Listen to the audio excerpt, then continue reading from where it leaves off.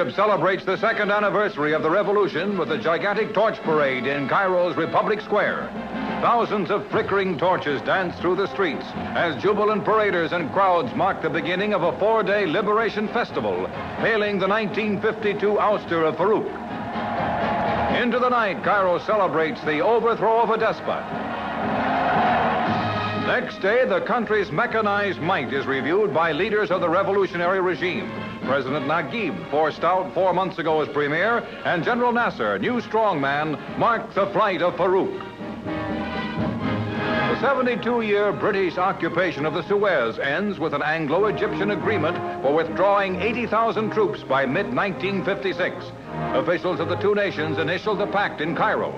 Although yielding to General Nasser's bid to quit Suez, Britain retains the right to use military bases again if any of the 8 Arab states or Turkey is attacked.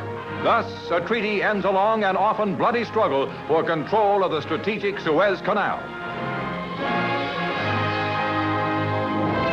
In Washington, South Korean President Syngman Rhee arrives to address a joint meeting of Congress. As the 79-year-old leader moves across the rostrum, he receives a warm ovation from the legislators.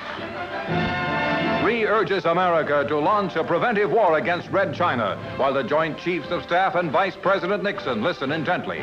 From a champion of freedom, a call to arms. The victims of a communist Chinese plane attack against a defenseless airliner arrive in Hong Kong aboard the U.S. plane that rescued them.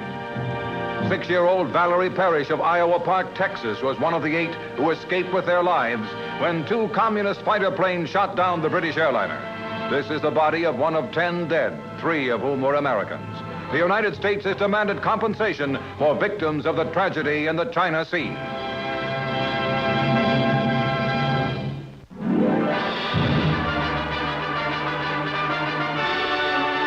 Boys from throughout America are welcomed to Washington by President Eisenhower. They're here to get a picture of government operations and any other pictures they can. The American Legion-sponsored Boys Nation gives its official shirt to the president, and the organization's president says whatever presidents do say when presenting shirts to other presidents. Youth is also in the news in New York, where arriving aboard the liner Neptunia are 75 teenagers from Germany, here for a year of American schooling.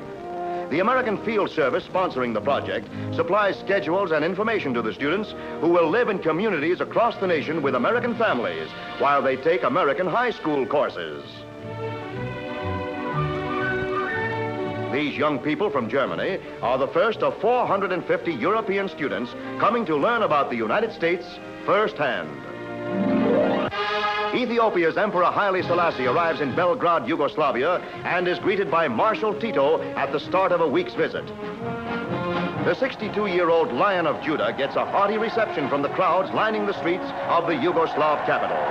It's announced that a goodwill visit aimed at strengthening economic and cultural bonds brings Ethiopia's Emperor Haile Selassie to Yugoslavia.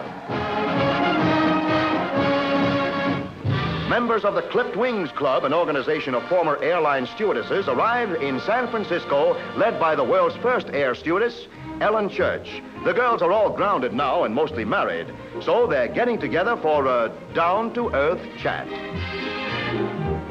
What stewardesses wore in aviation's pioneer days is something to remember. Huge capes were popular in the drafty days when planes flew low and slow. Well, it used to fit, but anyway, it's always fair flying weather when old stewardesses get together.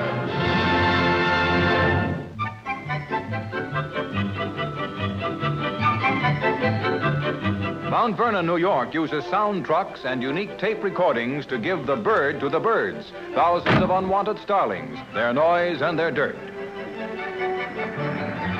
The loudspeakers are set to blast out a recorded starling distress call once the birds are spotted. And sure enough, there they are, a colony of the winged wanderers perched in a tree. But not for long.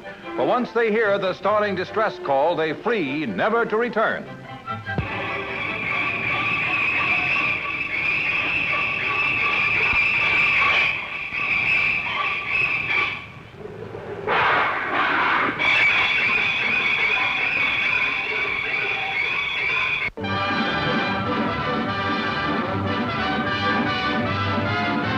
Baseball fans have a new idol. Say hey, Willie Mays, one of the brightest stars to flash across the major league scene in many, many years.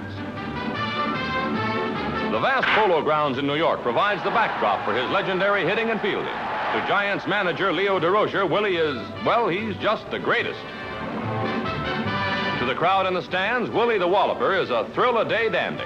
Legging it down the first baseline, sprinting out from under his cap, he plays with a flair that spells out his love of the game. One of the fleetest Giants, he's a base path terror, rattling other teams with his steals and setting up possible scores.